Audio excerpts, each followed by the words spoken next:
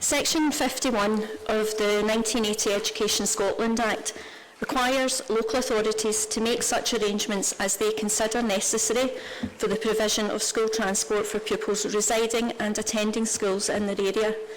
Local authorities have a wide level of discretion in this regard. When considering whether to make arrangements for the provision of school transport, local authorities are further required to have regard to the safety of the pupils. Legislation does not prescribe the distance beyond which they must, nor distance below which they must not provide transport. It is for local authorities to determine the nature of the provision they offer. Local authorities are expected to keep their criteria for providing school transport under review and be flexible enough to take into account factors relative to the nature of the route which might affect pupil safety. Everything that I've just quoted is taken directly from the School Transport Guidance 2021 as set out on the Scottish Government website. So let us be under no illusion here today, nor let us mislead anyone in the gallery or watching from home. It is for the elected members of this local authority to determine its school transport provision. The SNP group have been clear and consistent. Removing school transport provision and putting our young people's safeties at risk is a red line we will never cross. It's with this in mind that you have before you today a motion that allows the pause button to be pressed on the decision set out in the Labour Conservative composite budget from last year's budget setting to change the provision of school transport for secondary school pupils from 2 miles to 3 miles. A pause that would allow all members from all political groupings and none to get round the table and review North Lanarkshire Council's criteria for providing school transport to both secondary and primary pupils. This council currently uses criteria set out by the West of Scotland Road Safety Forum, who supported and adopted revised guidelines in 2004. The guidelines that they adopted were based on the identification of hazards and the assessment of risks of walked routes to school produced by the Local Authority Road Safety Officers Association in 2002. For those that are unaware, the West of Scotland Road Safety Forum disbanded some time ago. When it was in operation though, it was made up of officers from 12 local authorities. North Lanarkshire Council were a member of the West of Scotland Road Safety Forum. In 2017, following a motion proposed by Councillor Fotheringham and seconded by myself, a member officer working group was set up to review the criteria used by North Lanarkshire Council. Councillor Fotheringham and I were able to secure some minor amendments which were ultimately agreed at a meeting of Infrastructure Committee in 2018. It's not only abundantly clear that this criterion needs reviewed again as a matter of urgency, but that this council has a duty to review the criteria on a regular basis. No decision should have been taken that would potentially have a direct impact on the safety of our young people, let alone a decision that would impact their education, without a thorough and robust review being undertaken. Please, don't make this a political football. The safety of our young people is far too important for that, and I'm already hearing snickers, honestly. Please support the motion. Let us get around the table and do what is best for the people who have put their trust in us to make the correct decisions on their behalf. Thank you.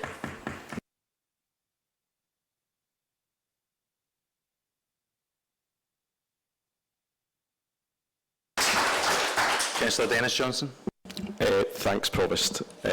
In seconding the motion, I just want to commend the clarity outlined in Councillor Carragher's speech. It got to the nub of the issue. It made it extremely clear where responsibility lies for school transport, which is in this council chamber. It also contained a plea that we don't go down the path of making school transport a political football, and I think that is the most pertinent point regarding this issue. This clarity of thought and action is reflected in the motion, which quite simply looks to utilise a portion of surplus funding, which we didn't know would be available, to continue to provide school transport for secondary school pupils who live between 2 and 3 miles from their catchment school for the school year 24-25. This group has always managed to find the necessary funds in their annual budget to retain school transport in its current form. and we will do so again at the council budget next year, because our group believe that it's simply the right thing to do. If we compare our motion with the Labour amendment, we find instead of clarity, we have smoke and mirrors. The Labour amendment, in my view, does not want to talk about school transport or the safety of our children. It wants us in this chamber to descend into debates over funding settlements and to muddy the waters over where responsibility lies. There are a lot of words in the Labour motion, and don't get me wrong, I don't have any issue with road safety being continuously reviewed, but ultimately all the amendment does is say that the council leader has written a letter regarding an issue that we already have full control over. Let me be clear, the responsibility for school transport rests with us in here, in this chamber. In fact, the amendment shows that by noting that other local authorities are taking different approaches towards school transport. To paraphrase a previous statement from one of the Labour councillors in here, it's quite remarkable and in some ways hard to believe the obsession that exists with comparing North Lanarkshire to other local authorities. North Lanarkshire Labour refused to set their own standards, deliver their own targets, and refused to deliver their own services. If they did, we would be in a much better place. I would say that whatever happens in neighbouring local authorities, that's up to them. Our job in here is to represent the people that live in North Lanarkshire. And while it's no doubt important that we keep apprised of developments in our local authorities, it shouldn't define our decision making, because local democracy means making choices based on local needs and aspirations. In that respect, our group believe that North Lanarkshire requires and demands that we take the approach that this group has consistently put forward at every opportunity, which is to keep school transport within the current parameters. In terms of funding, we have that debate every year at the annual budget meeting. Let's not go over that ground here again today, although I will caveat that with mentioning the elephant in the room, which is PFI. The liabilities created by decisions made by successive Labour administrations in relation to PFI cost this council tens of millions per year. Without that, we would be investing in public services, not cutting. Regardless, the simple fact, as already stated, is that the SNP group has always found the funding for school transport regardless of what challenges we have faced with our finances. We will do so again. Our motion understands that the current 8 million surplus is non-recurring, but using a portion of that to keep things as they are and to allow further debate on school transport next year is, in our view, worth it. So in finishing, I will make a final plea. Let's keep the big political debates for the budget next year. We've got the money right now to stop the cuts to school transport. It's within our power to use that funding, so let's do the right thing and vote for the motion.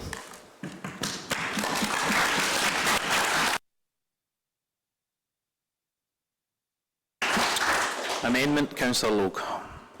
Thank you very much, Provost. Colleagues, my intention is to be relatively brief, as the wording of the amendment is explicitly detailed and clear.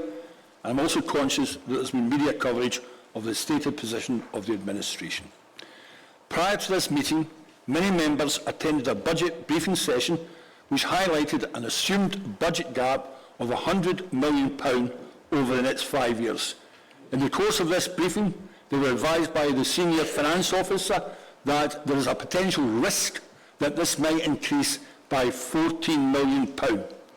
As such, there is a stark reality that savings have to be made, and that this council, along with every other council in Scotland, will no longer be in a financial position to continue providing a whole range of non-statutory services.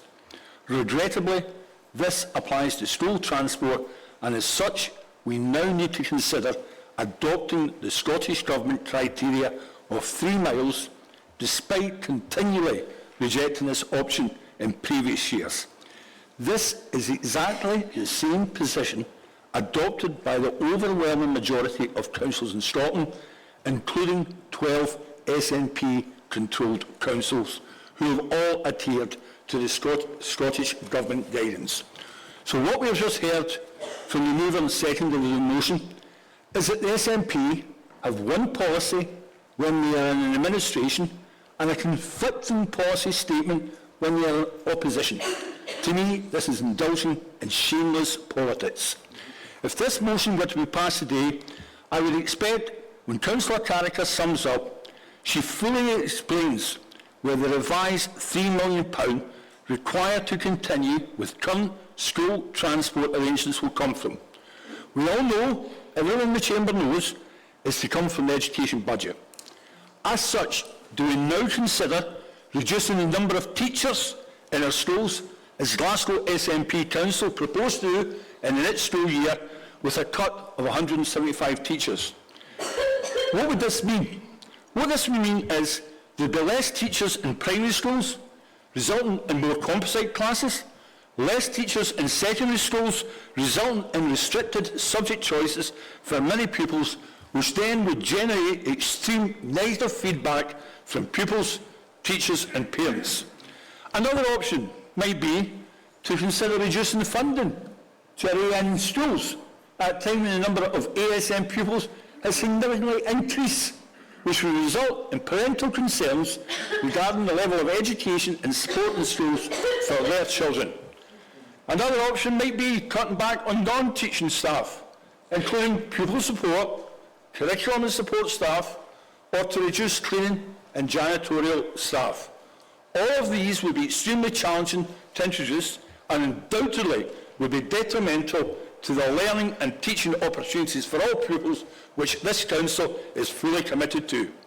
I acknowledge the parental concerns which were articulated by parents, and as such I wrote to the Deputy First Minister on the 4th of June, note the date, asking for a national review to consider statutory guidance in relation to the assessment of all school routes as a result of increasing traffic levels, rising level of poverty and environmental consequences of greater car usage. To date, the 20th of June, I have not received a response. In concluding, I firmly believe that to use non-recurring, one-off funding for recurring commitments as advocated in this motion is tantamount to being reckless, feckless and careless at a time of reduced budgets. This administration will never indulge in such posturing politics. I move the amendment. Councillor McBride to second. Thank you very much, Provost. I want to make a few points also. Just to pick up Councillor Carker talking about West of Scotland Road Safety Forum, which is now disbanded. There is also the Safety Camera Scotland website, which highlights various points on there, including Transport Scotland website, which also is part of the operations and activity of the Scottish Safety Camera Programme and are funded by the Scottish Government Ministers. Obviously, Councillor Johnson has mentioned funding, which I'm sure we all feel aware of funding. However, just to state some facts, the Scottish budget for the Scottish Government for 23-24 was £59.7 billion, not my words, from the Scottish Government website, 5th of March 2024. Audit Scotland on the 16th of November 2023 states the Scottish Government records a £509 million underspend in 2022-23, 320 million of capital budget and 188 million of resource budget. Recently, Audit Scotland on the 15th of May 2024, Provost, it states Scotland's councils face severe challenges to balance the books. However, just to finish on, there is some opportunity in this chamber. We have SNP councillors who actually work for ministers and MSPs. We have people who work for one minister and one cabinet secretary. They have great access to actually highlight about the budget cuts that go to councils from the Scottish Government. I second the amendment. Thank you. Any further contributions? Councillor Brennan. I'd just like to ask Labour Councillor Provost if they agree with West Streeting, who agreed just this week that all funding roads lead back to Westminster. Yep. Because even though budgets are devolved, decisions taken in England at Westminster have an impact across the whole country. And North Lanarkshire Council are not immune to that. Neither are they immune to the devastation that PFI payments make to our revenue budgets every year. This year to the tune of £36.8 million. Next year, £38.2 million. The year after that, £39.1 million. We don't need to look too far to find out where the funding issues are. The funding issues are decisions that were made here years ago which hamstring the ability to deliver services on an ongoing basis. Councillor Mitchell. Thanks, Provost. I want to use my time today to read out a letter that has been passed to me by one of my constituents in Coatbridge West, a ward that is deeply affected by these changes, particularly for those pupils who live in the village of Bargedy. Councillor Robinson and I met this parent when we walked the identified route to St Ambrose from Bargedy some months ago, a route that takes around an hour long, a busy dual carriageway that is unlit in places and is treacherous in winter months. Her letter is as follows. Dear Councillors, today you are called upon to vote on a motion that holds immense significance for thousands of children across North Lanarkshire. We implore you to vote in favour of today's motion.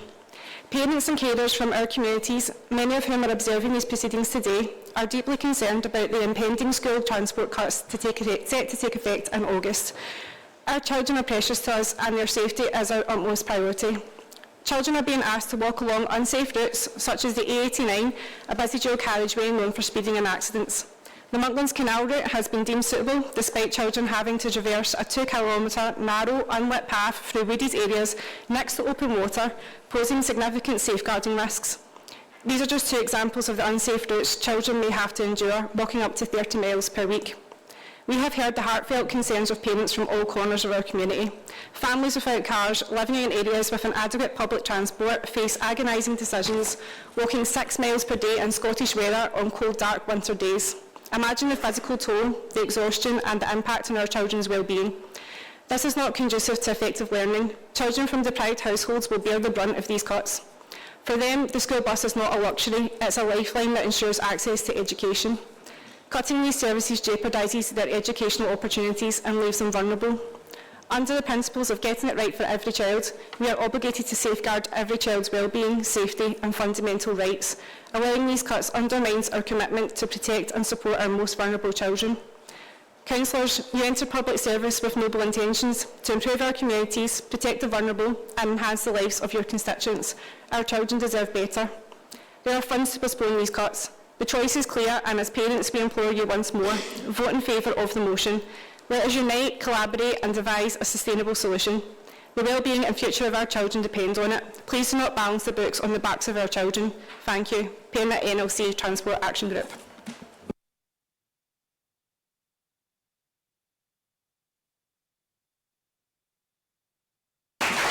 Councillor Larson. Thanks, Provost. I agree with the kind of words of Councillor Brennan there, that all roads lead back to Westminster. We have seen over 14 years of austerity levelled on this country from south of the border, and we have a group opposite me today who are committed to that same programme of austerity. I would be very interested to hear what the Labour general election candidate has to say on this issue, because it's my understanding that he has publicly stated on social media that he doesn't believe some of the routes are indeed safe. And when it comes to political posturing, the proof is in that post, so to speak.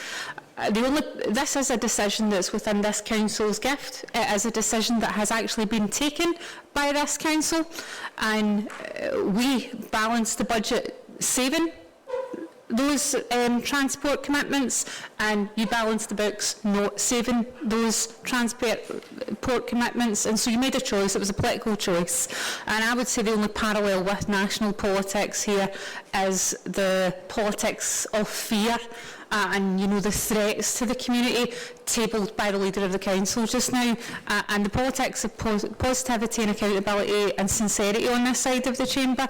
As we said, we balance the books whilst maintaining the service. That's me. Thanks, Provost. Thanks, Councillor Larson. I wanted to let you finish because I wanted to hear your contribution. I just wanted to make a point to the Chamber that there's been discussions this week. We're all aware that we're in the pre-election period and this meeting has been webcast. Obviously, I'm sure there's people in the gallery today, but there's also people at home. I'm sure members want to participate in this meeting, whether that be by viewing it or using it at a later date. Obviously, by the fact that we're using council webcasts, and I would ask that general election comments, I know everybody's very busy, but general election comments and party pledges for the general election are kept at a minimum. I appreciate we're in a political environment and we're discussing political matters, but just election promises and pledges aren't used as a motive in the chamber. Councillor Crichton. Yeah, thanks, Provost. You took some of my thunder there. Thanks very much. There are a couple of questions, actually, that if I can pose them. The first one is clarity, maybe from Councillor Logue, where he was comparing Glasgow and 175 teachers, etc., and his statement that he is fully committed to supporting the ongoing provision.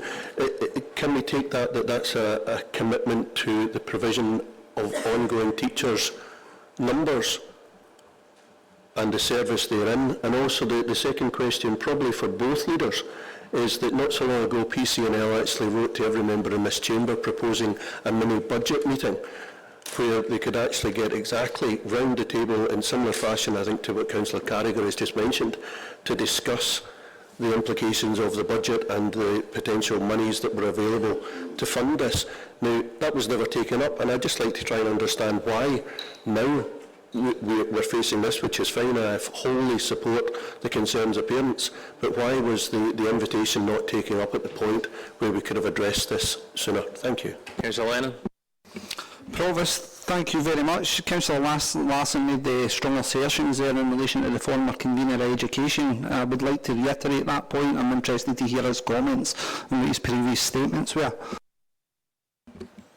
I think I've said this before in the chamber. I would love to have the power to compel people to speak and perhaps stop speaking, but I don't have that power, Councillor Lennon. For clarity, Provost, when we're going to hear his comments. I like a repeat, and I think I've told you this before. I don't have the power to compel, and I wish I had both powers at certain intervals in the chamber. Councillor McNally. Sorry, my hand's up there, Provost. I'm absolutely happy to speak on this issue.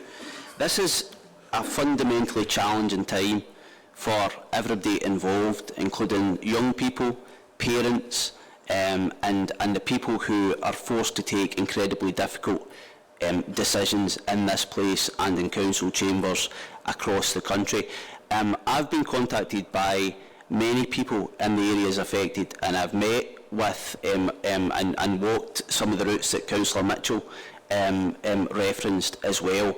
And I am absolutely concerned. There's no question about it, and that is cited in the letter that has been sent on behalf of the administration to the government about what is outdated legislation, 44 years old, that is utilised to assess to set these statutory guidelines. So that is a fundamental concern, and that does have to be reviewed, and the national walking guidance needs to be reviewed as well. But the fundamental issue and what is missing, and the critical thing that is missing from Councillor Carragher's motion, is that the funding needs to be recurring.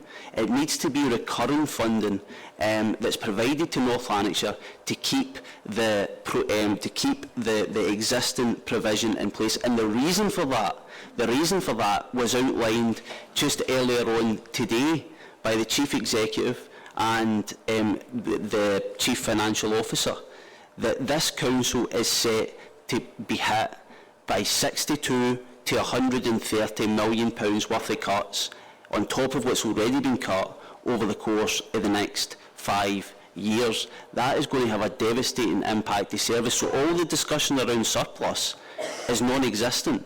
That surplus is going to have to make hardly any dent on the estimated cut of at least £62 million that is set to be passed to North Lanarkshire Council. And frankly, those of us on this side of the chamber, for as long as I've been a councillor, have been saying that cuts to councils are cuts to communities and cuts to vital services. I have not been doing that for the last 10 plus years simply for the good of my health or to make a political point, because these are exactly the types of things that we want to avoid from the people who provide 80% of the budget to this council. So that's why the Scottish Government have to provide recurring funding, reverse the cut to the council that they imposed last year, or provide recurring funding to allow the existing provision to remain in place while they undertake that national review. I hope the Deputy First Minister agrees with that. I hope that she responds to the Leader of the Council on that. But what was said earlier on today highlights that so-called surplus money is going to have to go some way to bridging the 60 to 132 million pound cut that's going to come down the line, and there will be councils, as I've said in here before, that could go bankrupt in the next few years if the actions of this government is continued. So there is a way around this, Provost, and the way around it is recurrent funding from government to keep the existing provision in place.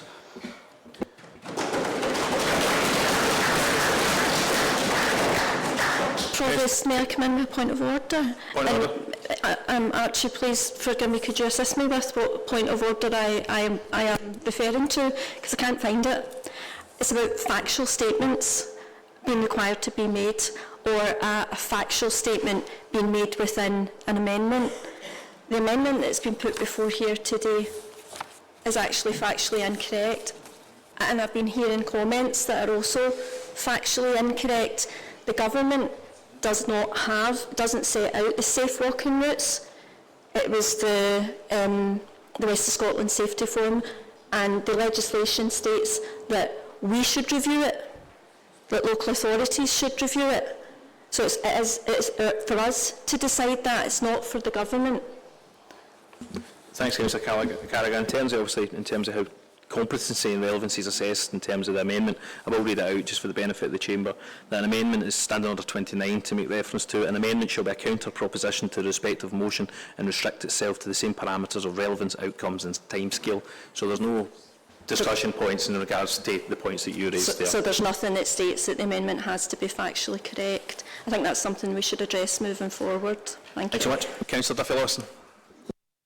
Thank you, Provost. What we're hearing today from the SNP group, as usual, is a lot of political immaturity, a lot of big words, a lot of wrong words, but what we're not hearing today is a long-term solution from them on how this would be funded. What we've got in this amendment is a letter to the Cabinet Secretary requesting that this is done properly right throughout Scotland, not just North Lanarkshire, but Scotland, because they set these limits. And I also hear members sitting to my right talk about balancing the books by maintaining services in their budgets that they present. This is the same SNP group, Provost, that only a few months ago at budget time presented a budget that, if was adopted by this council, next year would have seen an additional £17 million worth of cuts. I say that again, £17 million worth of cuts. Next year, an additional £17 million worth of cuts. And now they're saying they wanted to put this on top as well. There's no long-term solution with this. No long-term solution with this motion. Only this amendment, and with the Scottish Government listening to us, will we see this long-term solution implemented here in North Lanarkshire and right across Scotland. Thank you. Councillor Robinson.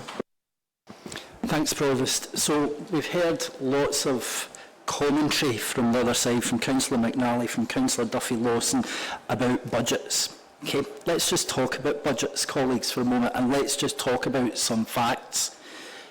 Now, I'm going to quote the Office for Budget Responsibility here, who has stated that the UK economy is 4%, at least 4% smaller than it would have been if we hadn't had Brexit. That accounts to a minimum of £100 billion per year. Sadiq Khan, who last time I checked was still a member of the party opposite as well, he conducted or had some research undertaken at the beginning of this year that stated that the UK economy is £140 billion smaller than it would have been under Brexit. Think about that, colleagues. Okay? Think about the potential tax revenue that could have come from that. Okay? Think about what the Scottish Government's share of that tax revenue would have been. The UK revenue would have been tens of billions. The Scottish Government's share would have been billions. Okay? What I don't hear ever mentioned from the other side is anything that they would do in order to change that situation. They're sitting in their hands. They had the luxury of years of being nowhere in terms of government, and they've had the luxury of being able to snipe at both the Scottish Government. Well, guess what? Your time of reckoning has come. Thank you. Thank you, Councillor Robinson. Councillor Smith. Thanks, Provost. So last year when these cuts were first proposed, it was a line in the budget. It was a notion, an aspiration, one that the administration thought would sail through without opposition or challenge. Well, how wrong they were. The reality, though, is that elected members in the chamber here have never once been given the opportunity to fully consider, review all of the information held by the Council about these cuts, walking route assessments, and this needs to be paused now to give us a chance to do so. We have parents, carers who have to submit freedom of information requests to get basic information relating to the safety of their children.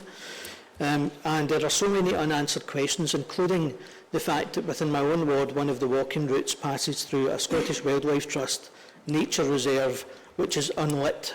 There are so many concerns, unanswered questions here that we need to take a pause using the available funds to fully review all of the information and reconsider. Thanks.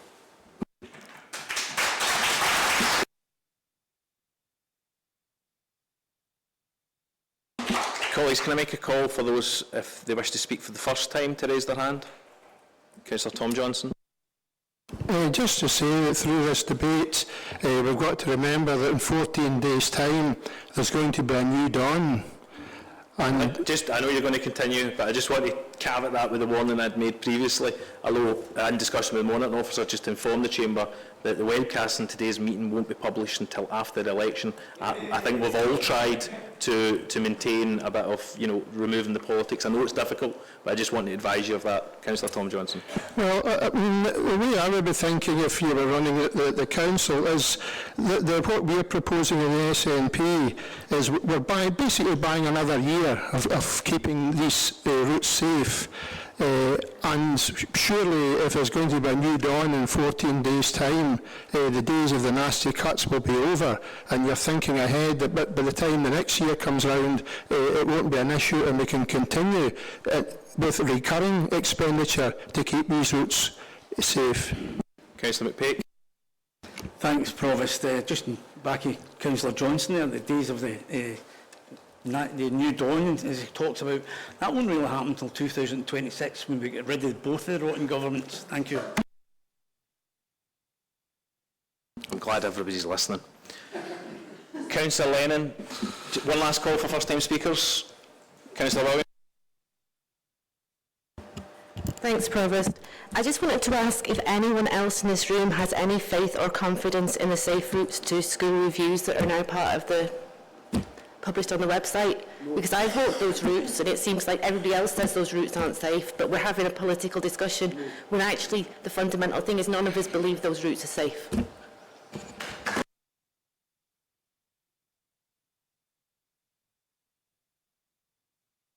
Councillor Lennon, then we're moving to summing up. Provost, thank you very much. To start, I would like to ask a question, Provost, on why the webcasting is being postponed until after the election. I've not heard any real comment that would potentially impact or inflict any damage on any potential candidate in this chamber. Thanks, Councillor Lennon. I'll ask the monitoring officer. Thanks, Provost. Members are aware, because it's contained within the Code of Conduct and it's elaborated upon in terms of the guidance to the Code of Conduct that the Council is bound by the Local Government Act 1986, which expressly prohibits political publicity, which has got a fairly wide interpretation and certainly includes any comments around seeking to promote support for or against any political party, group, or indeed campaign. So we've already heard references to Brexit and the damage it's apparently caused, according to some elected members. We've heard references to a new dawn taking place, and there are a number of other references I could make. It's on that basis that this platform will not be published until after the 4th of July. Councillor Brennan.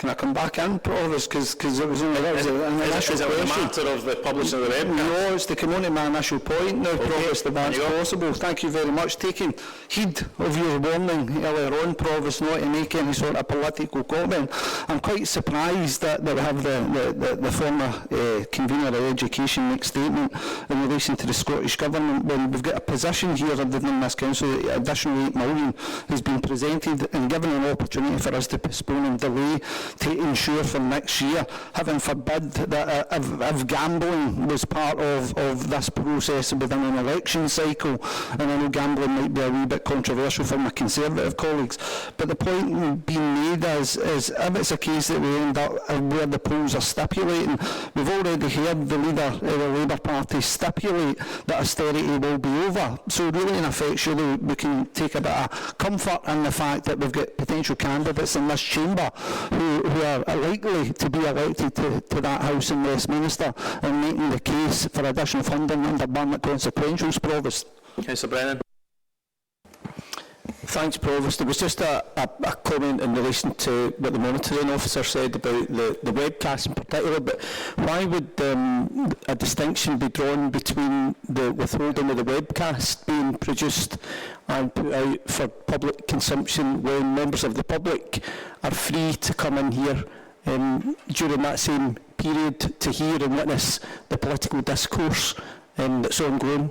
They're likely to leave here and share that with other people within the constituency anyway. They're not going to be voting elsewhere. So I really don't understand why there's a distinction drawn there. Councillor Brennan, I'll let you continue there. However, the subject to the motion is in front of us, and many members have articulated that. I know you will have questions, and I'm sure, like you have before, you'll bring them to the attention of the monitoring officer after the meeting. Councillor Larson. Thanks for letting me come back in, Provost. What prompted me to come back in was my shock at my Labour colleague, Councillor McPake, actually cheering with elation because this video won't be shared with members of the public for at least another fortnight. It kind of speaks to how, in my experience, the Labour group in this chamber view democracy in general, as it's all bluff and bluster, it's all smoke and mirrors, it's all we won't do this and then we do that anyway. But if you are committed to this cut of school transport, which you seem to be, the very least that you could do in my mind is ensure a more meaningful analysis of the risks in relation to the walking routes, and this motion gives you the opportunity to do just that. Thank you.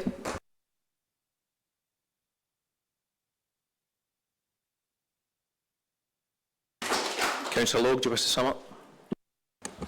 I'll be relatively brief.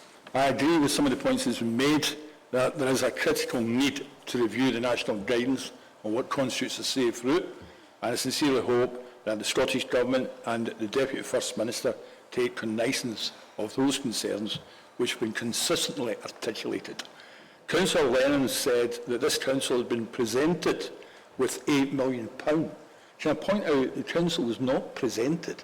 The £8 million underfund came as a result of robust and effective financial management by the Chief Executive and by his team. It was not presented, it was as a result of very sound financial management, and we should bear that in mind. What we hear from the SNP today is financially irresponsible. For the reasons that have been articulated before, we cannot and should not use one-off spends, to smooth budgets in one financial year. We should use underspends to smooth the identified financial gaps going forward. And that is not what we're hearing today. What we're hearing in this motion is financially irresponsible. Audit Scotland and the Accounts Commission keep reminding members that collectively we have a responsibility to ensure the financial sustainability of councils. You will not and cannot and never can do that by using annual underspends. There's also political hypocrisy, and I touch on this again. The motion is at variance with the practices in 12 SNP councils who have used the same guidance. And I know that Tracy says that it's the West of Scotland. There's 32 councils. Right, there are only 12 councils in the West of Scotland that use that. There are 32 councillors who have used the guidance from the Scottish Government, and clearly as a result of that, we are all operating in the same way with the same parallels. It is a motion of political opportunism, because what the SNP are doing is saying one thing in opposition and another when they are in the administration of a council.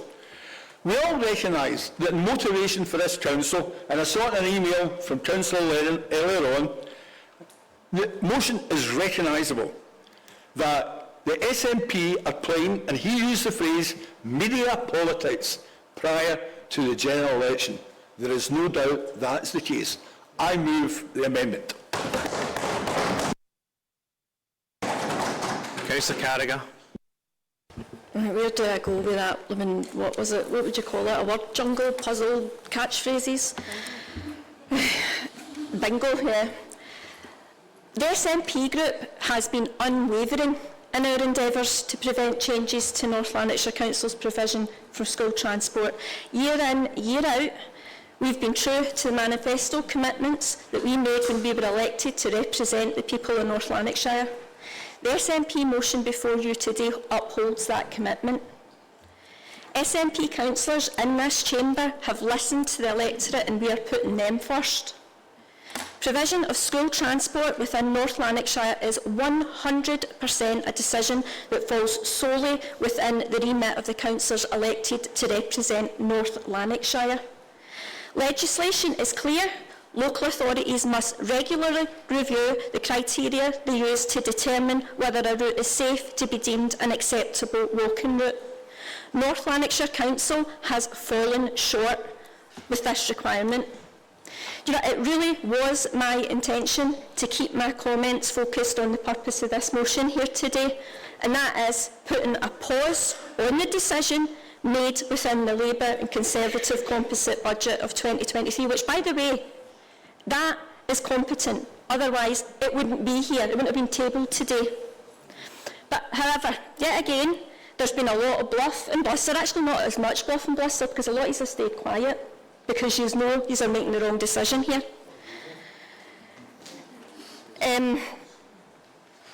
So it really would be remiss of me not to address the claims that have been made. The Leader of the Council has publicly stated and said here today that the school transport cuts would have to come from other elements of the education budget.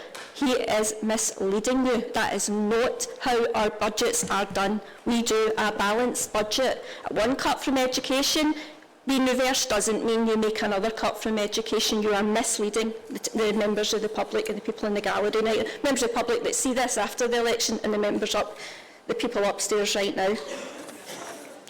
The Leader of the Council, the claims made by the Labour councillors, not a lot of yous, they really do reinforce to me that yous are happy to use school transport as a political football in your desperate attempt to lay blame at the door of the Scottish Government. So, the Labour amendment raises a £250 million funding gap, which you claim was imposed on this council since 2007 by an SNP government. You conveniently forget, and it's been raised earlier, the negative financial impact a previous Labour government's PPI legacy has on North Lanarkshire Council, and will continue to have for many, many years to come. Total repayment of liability and interest charges of just short of £255 million from 2006 into 2024. That wipes out the £250 million you've just referenced in your amendment. Your amendment also states there's an envisaged funding gap of over £100 million by 2029-2030. Have you actually looked at North Lanarkshire Council's draft annual accounts? Because if you had, you see it indicates a further £243 million required to service the PPI debt in the next 1 to 5 years, with a total of just over £851 million come 2045. So we can only imagine the position that we'd be in today if it weren't for the financial impact a long ago Labour government was still having on this council today. The SNP wants to maintain high-quality services that people in Scotland need, and the SNP government is committed to continuing to invest in those services. An Accounts Commission briefing published on the 15th of May highlighted that revenue funding from the Scottish Government has increased by 5.7% in real terms. Just last week, the Scottish Government held a debate in Parliament to highlight that the UK spring budget under the last Tory government fell far short of what Scotland needs to deliver further investment in public services, and will result in a cut in the Scottish Core Block grant of around £0.4 billion in real terms in the 24-25 compared to 22-23. That debate also highlighted SNP's concern, as assessed by the Institute of Fiscal Studies. Significant real-term spending cuts of around £18 billion will be needed by 2028 as a result of the economic plans for either a Labour or a Tory Westminster government. So I'm running out of time, so we'll just bring it back to school transport. That's 5 minutes, Councillor Carricker. Please vote for the SNP motion. You do know it's the right thing to do. I've been told that you have had political intervention, and that's the reason you are not doing it. Thank you.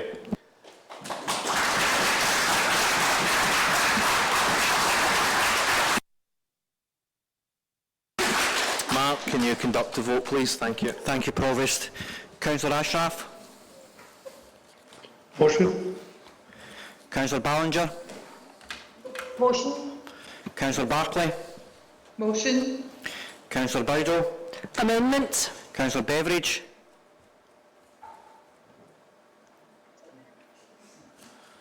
Nothing from Councillor Beveridge.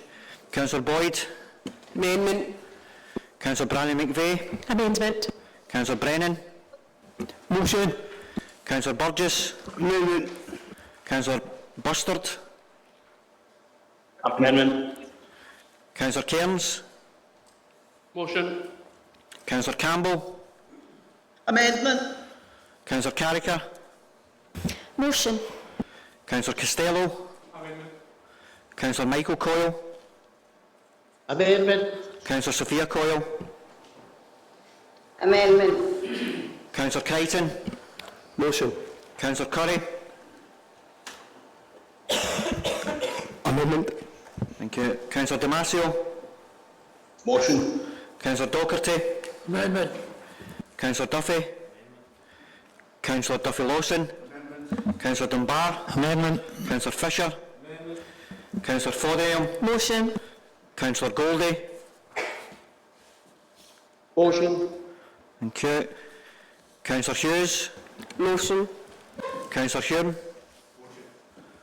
Councillor Jarvie. Councillor Dennis Johnston. Motion. Councillor Tom Johnston. Motion. Councillor Jones. Amendment. Councillor Kelly. Councillor Kelty. Motion. Councillor Can. Amendment. Councillor Larson. Motion. Councillor Leckie. Amendment. Councillor Lennon. Councillor Logue. Amendment. Councillor Lochran. Amendment. Councillor McGregor. Councillor Masterton. Motion. Councillor McBride. Amendment. Councillor McCloskey. Motion. Councillor McCrory. Amendment. Councillor McCulloch. Sorry, Barry McCulloch. Councillor Martin McCulloch. Amendment. Councillor McDade. Amendment. Councillor Mackay. Amendment. Councillor McKendrick. Motion. Councillor McLaren. Amendment. Councillor McManus. Motion. Councillor McNally. Councillor McPake. Amendment. Councillor McPhillamy. Amendment. Councillor McVeigh. Amendment. Councillor Mitchell. Motion. Councillor Nolan. Amendment. Councillor Patton. Amendment. Councillor Redding. Councillor Redding. Councillor Rorty. Amendment. Councillor Robb. Motion. Councillor Robinson. Motion. Councillor Shevlin. Councillor Shields. Motion. Councillor Smith. Motion. Councillor Stevenson. Amendment. Councillor Alan Stubbs. Motion. Councillor Lisa Stubbs. Motion. Councillor Sullivan. Motion. Councillor Thomas. Motion. Councillor Toner. Motion. Councillor Watson. Amendment. Councillor Williams. Motion. Councillor Wilson. Amendment. And finally Councillor Woods. Thank you. The amendment has attracted 40 votes. The motion has attracted 35 votes. The amendment is carried. Thank you. Item 6, notice of motion, Councillor Smith. Yeah, thanks, Provost. This motion serves to strengthen the existing policies and processes of the Council around violence at work. The Unison End Violence at Work Charter makes a number of reasonable demands and requests in that respect, and I'm happy to support this motion. Thanks. Councillor Fisher, to second. Happy to second motion, Provost. Thank you. There's no amendment to the motion, so the motion is carried. Item 7, notice of motion, Councillor Fotheringham. Thank you, Provost. This motion has come about following... If you just hold a second there, Councillor Fotheringham, thank you.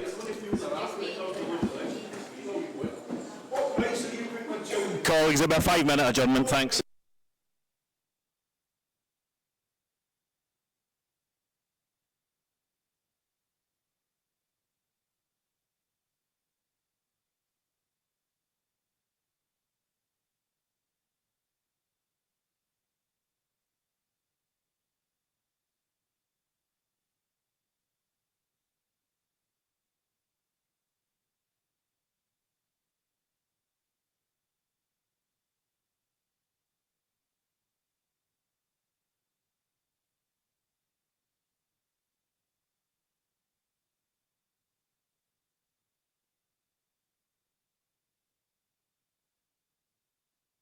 Just for the interruption, if you wish to continue.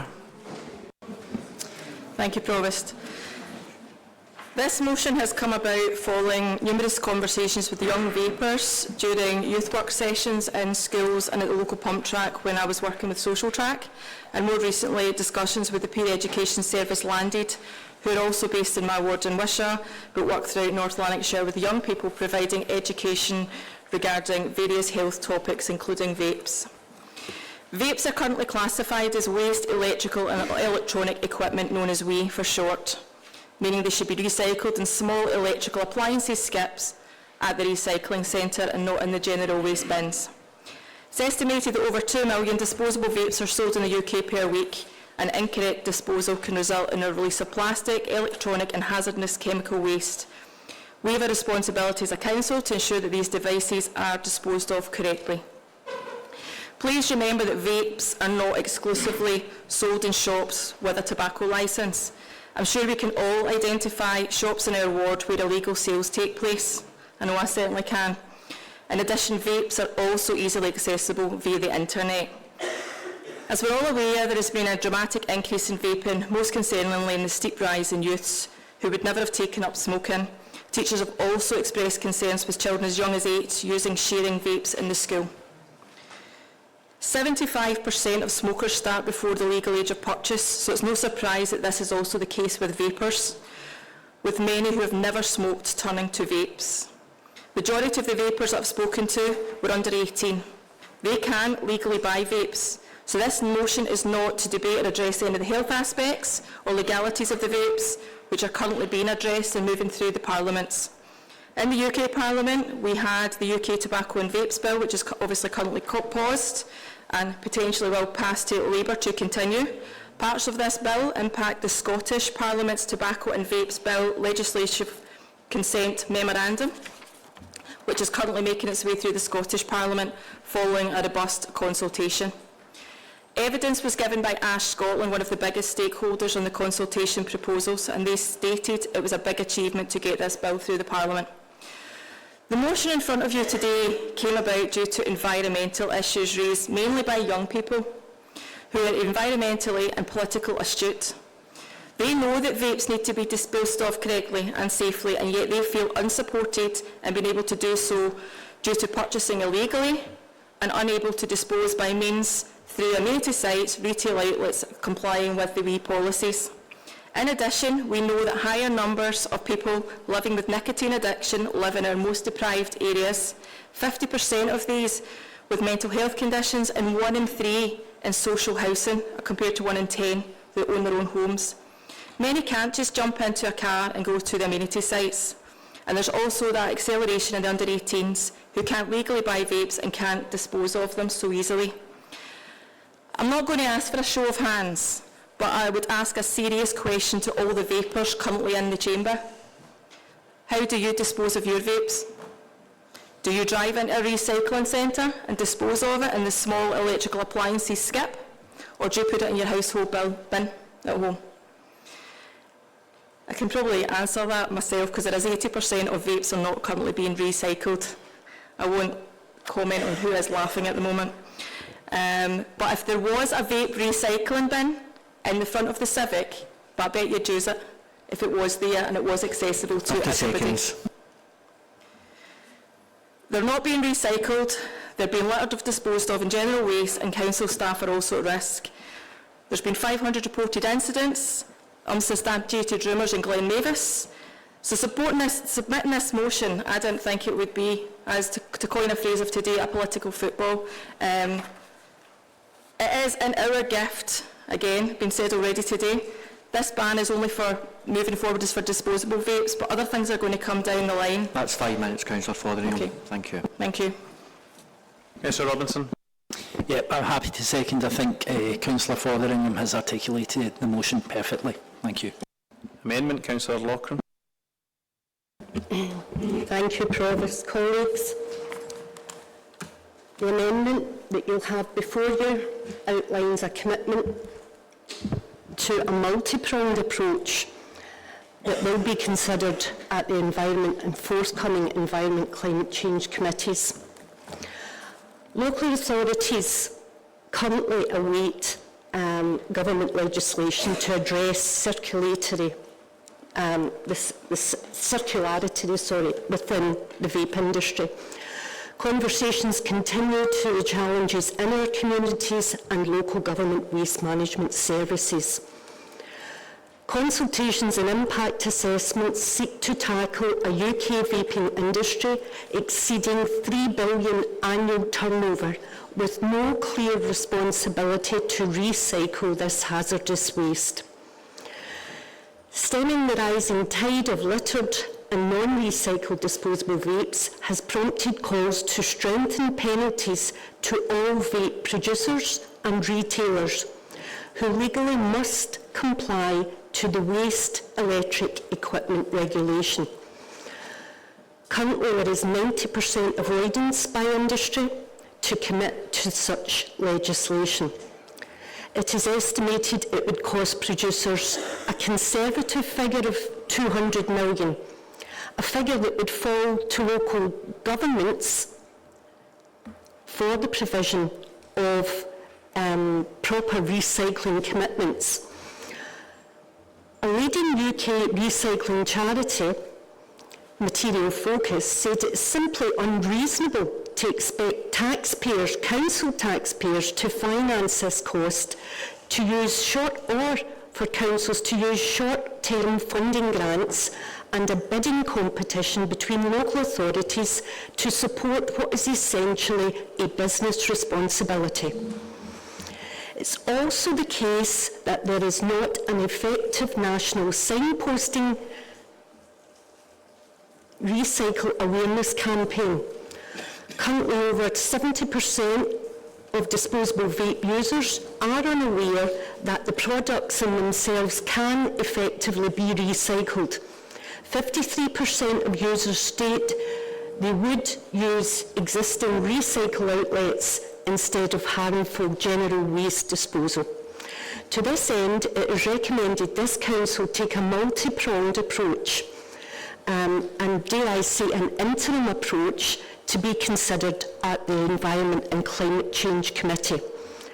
Council introduces an awareness campaign to include promoting safe recycling, the hazards, and highlight the hazards of irresponsible disposal. But more importantly, let it make links available to local vape retailers to register and comply with SEPA and the legal commitment to the industry take-back scheme. We will also seek to ensure that residents from North Lanarkshire are directed to the household waste recycling centres located with purpose-built recycle bins. and it might be well noting that there is only 30% of local authorities currently make this provision, and North Lanarkshire is one of them. Council awaits the full ban on disposable vaping devices, which is expected from April 25. However, failure to control imports on these products with reserved powers will see the underground market accelerate. Government funding must be given to local authorities to meet the trading standard requirements on all illegal activity. We have seen over the last 2 years the commitment and excellent results in this area from North Lanarkshire Trading Standards team in underage test sales and illegal products. In conclusion, Environment and Climate Change Committee will communicate COSLA updates on the essential funding package that must be levied to local authorities to commit to responsible recycling measures. I move this amendment. Thanks, Councillor Loughlin. Councillor McPhillamy. I'm happy to second the motion. Councillor Loughlin covered most of the salient points, but I guess just worth reiterating, this council obviously has unanimously supported a ban on disposable vapes, and therefore was pleased to see UK and Scottish governments adopt this policy. As Councillor Loughlin says, the only way we'll make these things work in a way that is sustainable is a multi-pronged approach, and that's exactly what the amendment seeks to do. Happy to second. Thanks, Councillor McPhillamy. Any other contributions, Councillor Larson? Thanks very much, Provost. I listened to the contribution from Councillor Loughlin just now, and I agree she's correct in that there's a responsibility on business to be a stakeholder in relation to disposing of vapes, but I suppose that's true of all pollution and climate change, that businesses are major contributors with the very nature of industry as it is. But that doesn't stop governments from trying to reduce climate emissions. It doesn't stop us from trying to be carbon neutral. And instead of just listing all the reasons why we shouldn't do anything, I would think it's incumbent upon us as elected members to maybe just lead the way by bobbing a wee plastic bin into a library and then allowing people to dispose of their vapes, and then we can transport them to the recycling centres. This is a motion that is kind of not very cost burdening, and as such I would have thought it been a green aligned motion that every group could have got behind it, and I'm disappointed to hear all the reasons why we can't. Thanks, Provost. Any other contributions? Councillor Loughlin, do you wish to add anything and sum it up? No, I'm happy with that. I would just like to point out that one of the major charitable recycling forums have made it clear that it is not incumbent on local authorities or indeed council taxpayers to meet this expense, and it's not just a case of hiring a wee plastic bin. The volatility of these products makes it absolutely imperative, given the amount of multiple fires that we have already witnessed. It also ensures that there must be separate transport mechanisms, separate teams, separate storage facilities, and each and every one of these aspects in themselves will obviously put an immense impact on our already struggling budget. However, the multi-pronged approach that we refer to will obviously do a soul-searching exercise into what we can do to maximise our responsibility to meeting this crisis in the interim period of government intervention. Colleagues, certainly I missed Councillor Williams. Councillor Williams, do you wish to make a contribution? Then I'll move on to Councillor Foringham.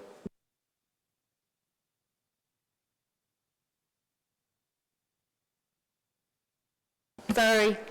Both sides have really valid points to make, and I think it's a bigger discussion rather than just as being people without the full information to make a decision now. It's really, I just wanted to put out that it's really complicated.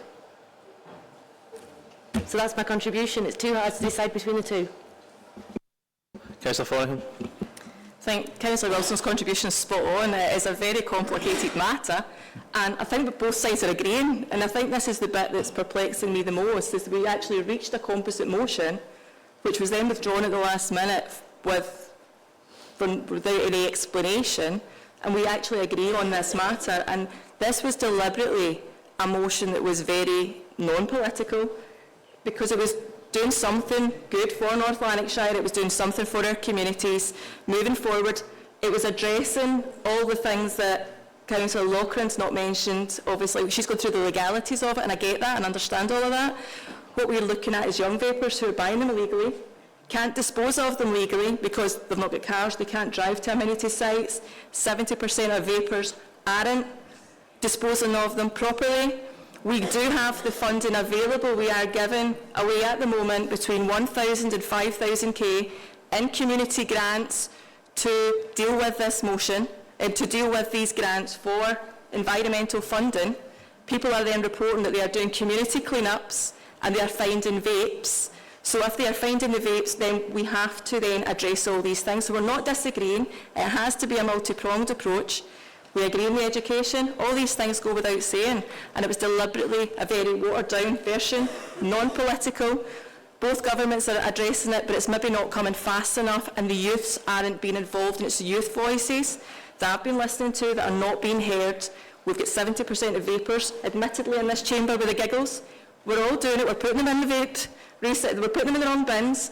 Everybody needs to be educated, but it needs to be more accessible. The funding is then there. This is an our gift as a council. It doesn't matter whether it's only 30%. We have got the gift to do this. The motion itself stated that it was just to investigate the potential for it. You're not committing. We are taking it back as a report to the Environmental Committee. It's to investigate the potential, but this is a plea from youths. Can we do something about it? Assist them in helping the environment at the moment. Make this, a composite motion, and I plead with you again, make it a composite motion, and let's not make this a political football, as already been said today, and see if we can do something with this.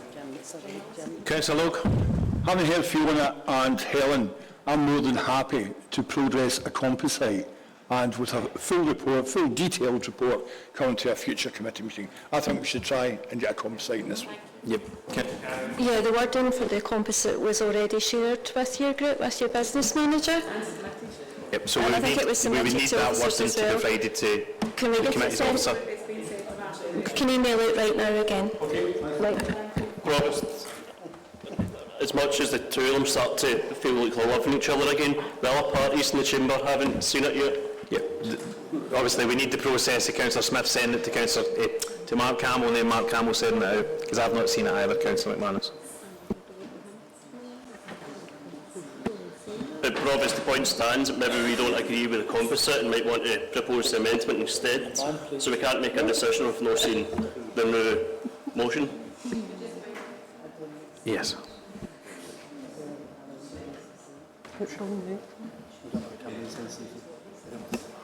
Provost, do you want me to read out the composite? I'm happy to take it verbal, Councillor Ford, thanks. No, that's it.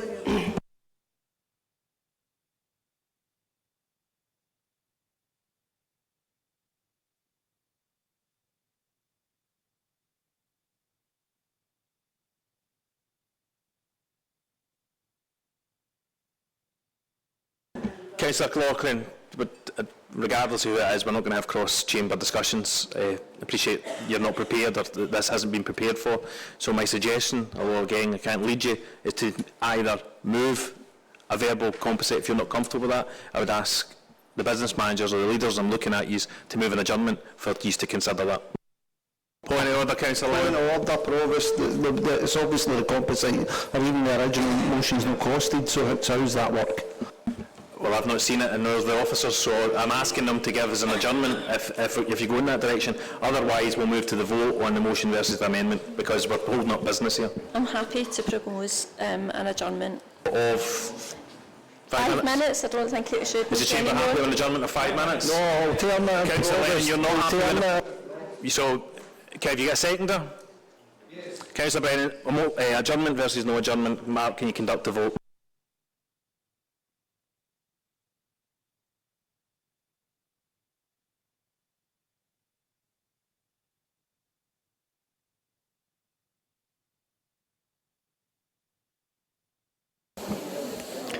Thank you.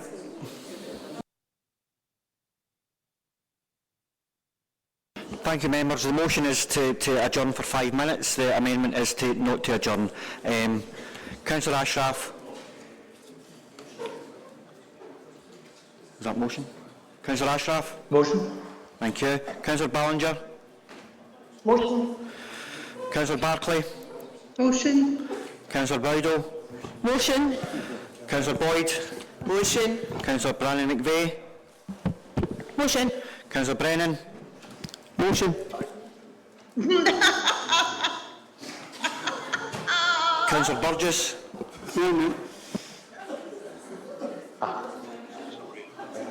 No. Councillor Burgess? Yeah. Right. Councillor Bustard? Mark, Richard, can we mute the mics? It's causing a real interference with the chamber.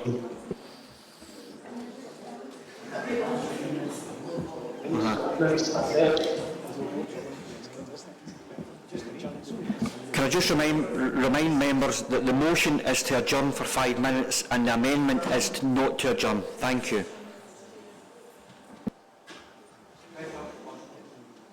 Councillor Bustard, sorry.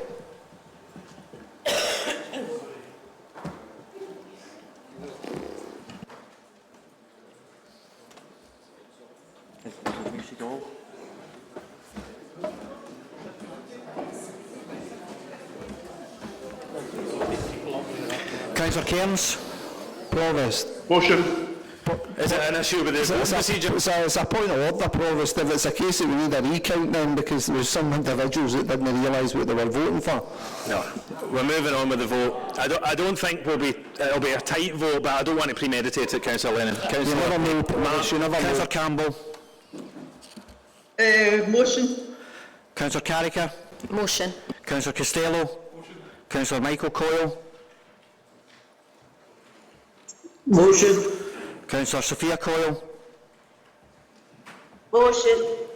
Councillor Crichton. Councillor Curry. Motion. Councillor Damasio. Motion. Councillor Docherty. Motion.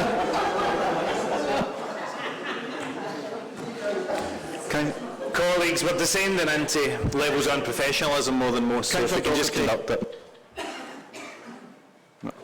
Councillor Duffy. Motion. Councillor Duffy Lawson. Motion. Councillor Dunbar. Motion. Councillor Fisher. Motion. Councillor Foringham. Motion. Councillor Goldie. So, I think there's an issue here. Right. Councillor Goldie's put in the chat bar motion, so... Councillor Hughes. Motion, Councillor Goldie. Councillor Hughes. Motion. Councillor Hume. Motion. Councillor Jarvie. Motion. Councillor Dennis Johnston. Motion. Councillor Tom Johnston. Motion. Councillor Jones. Motion. Councillor Kelly. Councillor Kelty. Motion. Councillor Cann. Motion. Councillor Larson. Motion. Councillor Leckie. Motion. Councillor Lennon. I'll give in to peer pressure. Motion. Councillor Logue. Motion. Councillor Lochran. Councillor McGregor. Motion. Councillor Masterton. Motion. Councillor McBride. Motion. Councillor McCluskey. Amendment. Councillor McCrory. Motion. Councillor Barry McCulloch. Motion. Councillor Martin McCulloch. Motion. Councillor McDade. Motion. Councillor Mackay. Motion. Councillor McKendrick. Councillor McLaren. Motion. Councillor McManus. Councillor McNally. Councillor McPake. Motion. Councillor McPhillamy. Motion. Councillor McVeigh. Councillor Mitchell. Councillor Nolan. Motion. Councillor Patton. Definitely motion. Councillor Rorty. Councillor Robb. Motion. Councillor Robinson. Motion. Councillor Shevlin. Motion. Councillor Shields. Councillor Smith. Motion. Councillor Stevenson. Motion. Councillor Alan Stubbs. Motion. Councillor Lisa Stubbs. Motion. Councillor Sullivan. Motion. Councillor Thomas. Motion. Councillor Toner. Motion. Councillor Watson. Motion. Councillor Williams. Motion. Councillor Wilson. Motion. Final, Councillor Woods. Thank you. The amendment has attracted 4 votes. The motion has attracted 66 votes. Thank you. 5-minute adjournment.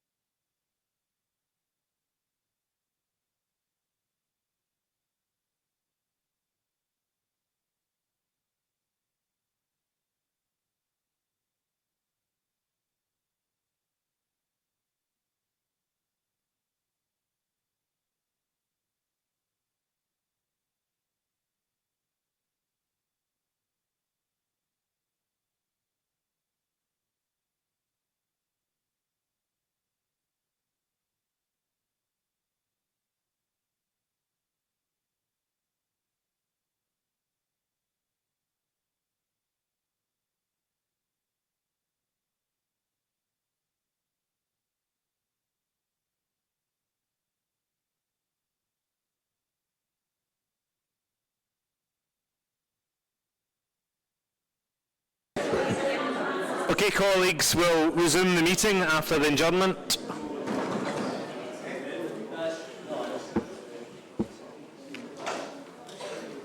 Councillor Frothingham, have we got our composite? Yeah, we've agreed the original proposed composite, and Mark has got access to it and will be putting it on the screen, which I think he's already done.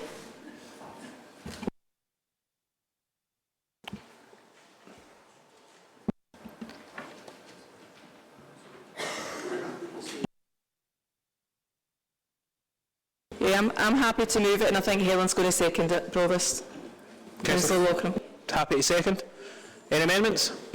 Councillor McManus? It's just mere reassurance that in the last less than 5 minutes it has been fully constituted and competent, given we need about 2 weeks, 10 working days for any regular motion or amendment. It's been deemed relevant and competent, and I'm very happy Costed as well, Provost?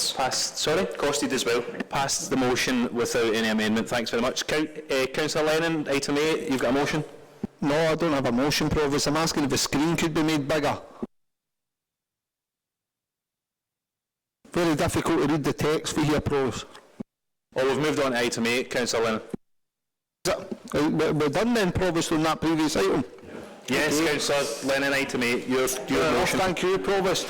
Motion's pretty self-explanatory, Provost, and I'm sure that members will be glad to hear we just quickly move to expedite to debate. Councillor Williams, are you seconding? I'm proud to second the motion. I think it's really important that we celebrate that period of time and reflect on it. Councillor Wilson, amendment? Yes, thank you, Provost. North Lanarkshire's industrial past remains well reflected and deeply embedded within the boundaries of the local authority. At Summerlee Museum in Coatbridge, there are a large range of exhibitions and attractions for local people to learn about industrial history in North Lanarkshire, including the hugely significant contribution made by miners. In August 2023, it was announced that an initial sum just short of £150,000 had been allocated as part of a wider and more long-term project to ultimately deliver important upgrades at Summerlee Museum. The ambitions of the project include making significant improvements to the already excellent visitor services on offer, with the development of a new learning landscape zone, Miners Village and Miners Welfare Hall. In previous years, and starting in 2007, Summerlee also experienced a major refurbishment with total costs of £10 million. When considering the past investment and current improvement plans for Summerlee, the Conservative Group doesn't consider it necessary for the Council to take forward the initiative for the museum, which is set out in the motion and with a very specific focus in one particular year-long event in history. The vehicle for upgrades and improvements at Summerlee is a comprehensive programme that was announced last year, and this Council should not be seeking to take forward a separate programme for developments at the museum. Provost, in June 2022, the Scottish Parliament approved the Miners' Strike Pardons Bill with support from all parties and no votes against. The passage of this legislation means that all miners in North Lanarkshire and across Scotland who were convicted of offences related to strike action in the 1980s have received an automatic pardon.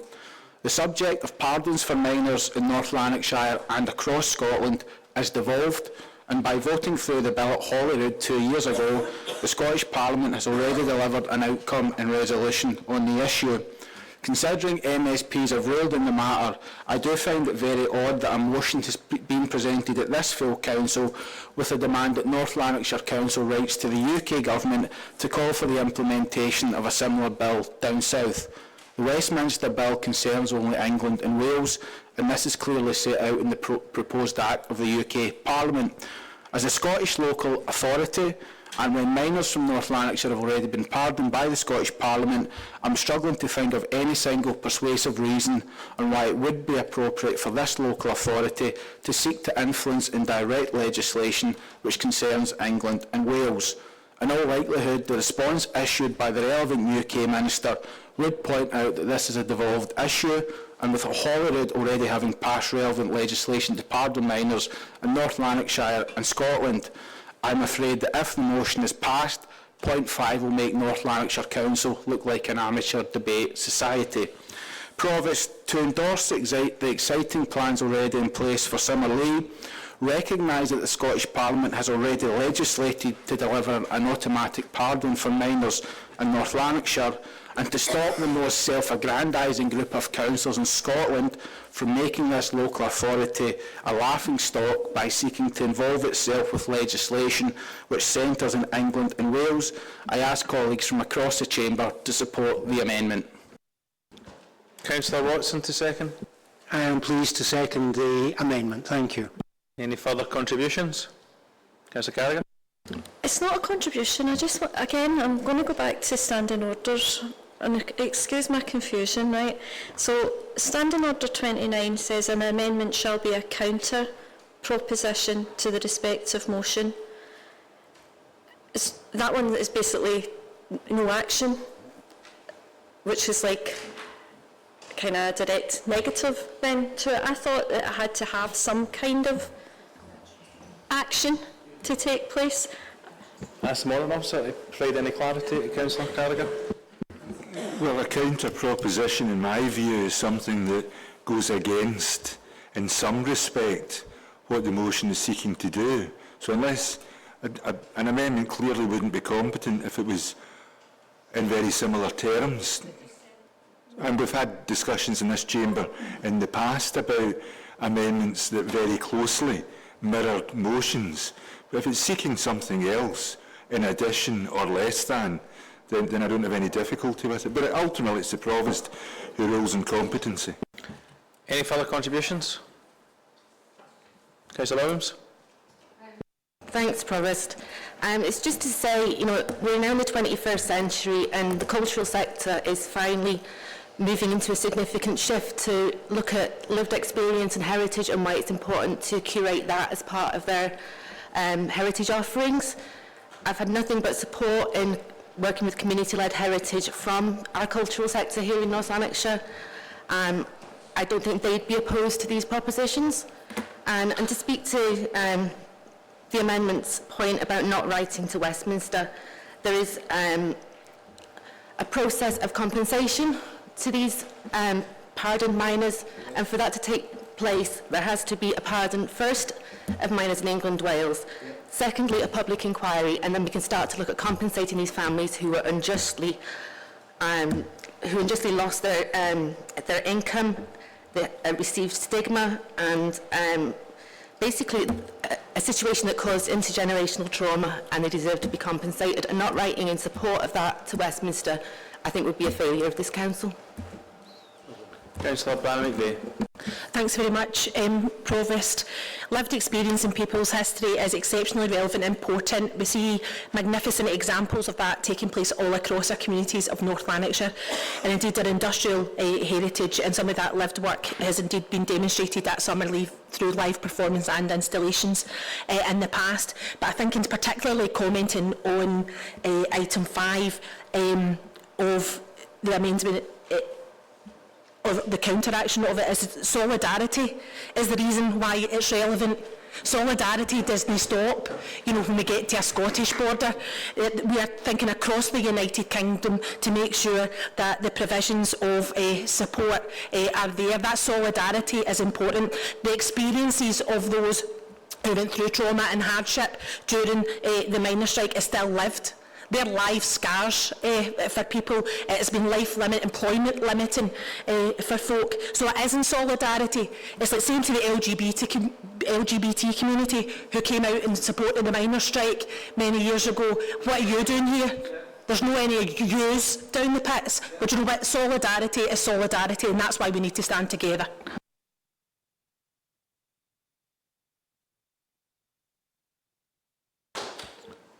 Councillor Wilson, do you wish to sum up?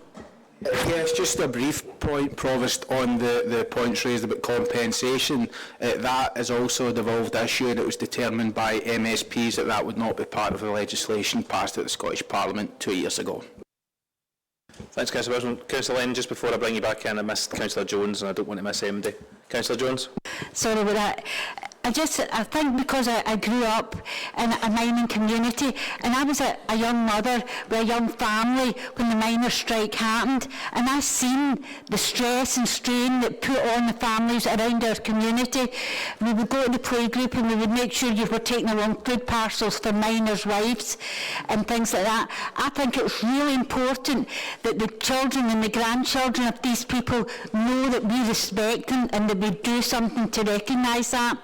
I'm involved in a community group in our local community, and every single year we rededicate the miners' lamp as part of Closide Coat Arms, because that's how important the miners' strike was and the miners were to our heritage, and we need to let that live, and we need to make sure there's something there that people can go along and remember. I've been to Auchengeich many a time and seen the service there for those who lost their lives in pit disasters. We've had pit disasters right across this country. People lost their life, but the miners' strike was one step too far, the way they were treated and the way that the families were treated. So no, we need some sort of dedication there for these families going forward.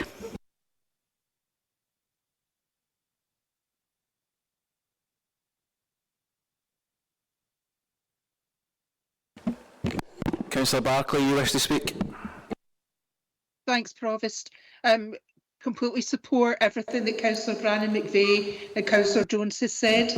There are so many of us in this chamber who have relatives who were miners, and many of which that came through the miners' strike. And I think it is so important to make sure that history is taught and discussed by the young people today, because it still is touching families. So I am so much support of this motion. Thank you. Thank you, Provost. There's been some really powerful testimonies put forward already. This is a question that I'm asking on behalf of Councillor Lennon. Given the testimonies that we've heard today from councillors, Councillor Lennon would like to know if over the next few years there's going to be civic leaders attending the Auchengeich annual miners' memorial, as over the last few years it appears that the invitations have not been accepted. Thanks. Councillor Brennan Wilson, I don't want to sit in front of the Chamber of colleagues and disclose personal and private matters and why I couldn't attend in previous years. I will have a conversation with you offline. Councillor Lennon. Provost, it is with great pride that I present this motion today to formally recognise the miners' strikes of 1984. This motion seeks to acknowledge the impact of Thatcher's reckless policies on men, their families and the profound effect to the wider communities, with ripples still felt today. I note that the amendment that's been proposed by Conservative colleagues, which opposes our initiative to commemorate the 40th anniversary of the miners' strike, let me address my Conservative colleagues. The disdain demonstrated in this amendment is nothing short of spectacular. To think that at one point in Scotland we had more panders than Tory MPs, yet these 5 councillors... Point of order, Provost. These 5... Introduction of new information. If you hold a second, Councillor Wilson, can you explain your point of order? Point of order. Information which was not part of the open debate has now been raised in the summing up. Thanks, Councillor Wilson. Councillor Lennon, continue. Thank you. Yet these 5 councillors, all elected by proportional representation and often coming third and fourth place in the ballot, believe they are best placed to oppose significant part of our industrial history. Provost, is staggering. Point of order, this very same the Conservative group is not opposing a part of North Lanarkshire's industrial history. You're given 2 opportunities. Councillor Lennon is looking towards summing up and coming to the end of his contribution, then we'll move to the vote. Councillor Lennon. Staggering, this very same group had no issue in spending 50,000 in the King's coronation, was gifted a reported 20,000 by this administration for a flagpole to wave its butcher's apron, yet asking for money to establish a memorial is contentious. Just shows how out of touch this group is, and no doubt it will be remembered on the 4th of July. Perhaps this lack of understanding is the reason why they lost 5 councillors at the last election. I honestly don't blame Conservatives or being Conservatives when they continue to retain senior positions in this council under the leader's payroll. To further add, Provost, I find it staggering. Councillor Lennon, I know you're going to start. Councillor Lennon, I'm speaking. We don't want to be in a repeat of previous council meetings. I certainly want to protect the integrity and everybody's right to contribute to this debate. But I think you know where you're going. Stick to the contents of your motion. I will do, Provost. To further add, Provost, I find it staggering that on the 40th anniversary of this profound historical moment, taking away Councillor Jones and Councillor Brannan McVeigh's contributions, may I add, that when many Labour Party members stood in these picket lines as either miners or in solidarity, that's not the Labour Party proposing this motion. If I was cynical, I might suspect that this Tory amendment was submitted to gaslight the fact that they represent a party that has demonstrated no remorse in using the Scottish people as a testbed for unfair and unjust policies. I object to this, Chair. Being reckless... Councillor Wilson, Councillor Watson, Councillor Lennon, sum up. Yep, being reckless with the economy and pushing privatisation whilst diminishing workers' rights. Apologies, Provost. I aim to give historical Councillor Lennon, context. can I apologise to you because you've been interrupted by someone online. Continuously. So, can we ensure that everyone is muted? I don't know if that individual unmuted himself, but if we can just ensure everybody's muted, because I know Councillor Lennon has come at the conclusion as summing up. Provost, it's gaslighting. So happy to continue, Provost. Provost, let me rephrase the entire point that I'm trying to make. Perhaps the amendment is submitted to deflect the government's lack of moral capital with its blatant attacks on the disabled, unemployed and migrant communities. Sorry, that's all still happening today, Provost. Firstly, while this is true, North Lanarkshire's industrial past is well reflected within our communities, it's crucial to recognise that the miners' strike was not just an industrial event, but a profound moment on social and political significance. It shaped our country's identity and values, and it deserves to be commemorated in a manner that honours the courage and resilience of all those who lived through it. The planned upgrades to Summerlee Museum, including the new immersive mining village and the welfare hall, are commendable. However, these developments do not diminish the need for a dedicated series of events and a permanent memorial to specifically honour the miners' strike. The strike was a defining moment in our history, and its legacy continues to inspire the pursuit of social justice and workers' rights. 30 seconds, Well, surely I've got additional time, Mark. Surely I've been interrupted all the way through. All still felt in today's society and this council. The 5 Conservative councillors argue this motion is unnecessary because of the minor strike pardon Scotland bill, which provided much needed pardons to those wrongly convicted during the strikes. While this legislative victory is significant, it addresses only one aspect of the miners' legacy. These councillors omit one crucial piece of information. All outstanding pension payments, including widow pensions and government compensation, will not be settled until a bill is formally passed in Westminster, including including for Scotland. So while my learned colleagues may deem writing if we believe the polling to the new Labour government to demonstrate our support as a local authority insignificant, the people watching this at home, particularly those profoundly affected, will no doubt see things differently. Provost, support the motion. Shocking. Shocking. Mark, can you conduct the vote, please? Councillor Ashraf. Motion. Councillor Ballinger. Motion. Councillor Barclay. Motion. Councillor Bridle. Motion. Councillor Beveridge is not. Councillor Boyd. Motion. Councillor Brandon McVeigh. Motion. Councillor Brennan. Motion. Councillor Burgess. Councillor Bustard. Councillor Cairns. Motion. Councillor Campbell. Motion. Councillor Carricker. Motion. Councillor Costello. Motion. Councillor Michael Coyle. Motion. Councillor Sophia Coyle. Motion. Councillor Crichton. Councillor Curry. Amendment. Councillor Damasio. Proud to support the motion. Councillor Docherty. Motion. Councillor Duffy. Motion. Councillor Duffy Lawson. Councillor Dunbar. Motion. Councillor Fisher. Councillor Fotheringham. Motion. Councillor Goldie. Motion. Councillor Hughes. Motion. Councillor Hume. Councillor Jarvie. Motion. Councillor D. Johnston. Motion. Councillor Tom Johnston. Councillor Jones. Councillor Kelly. Councillor Kelty. Motion. Councillor Cann. Motion. Councillor Larson. Motion. Councillor Leckie. Motion. Councillor Lennon. Councillor Logue. Councillor Lochran. Motion. Councillor McGregor. Councillor Masterton. Motion. Councillor McBride. Motion. Councillor McCluskey. Motion. Councillor McCrory. Motion. Councillor Barry McCulloch. Councillor Martin McCulloch. Motion. Councillor McDade. Councillor Mackay. Motion. Councillor McKendrick. Councillor McLaren. Motion. Councillor McManus. Motion. Councillor McNally. Councillor McPake. Motion. Councillor McPhillamy. Motion. Councillor McVeigh. Motion. Councillor Mitchell. Motion. Councillor Nolan. Amendment. Councillor Patton. Motion. Councillor Redding. Councillor Rorty.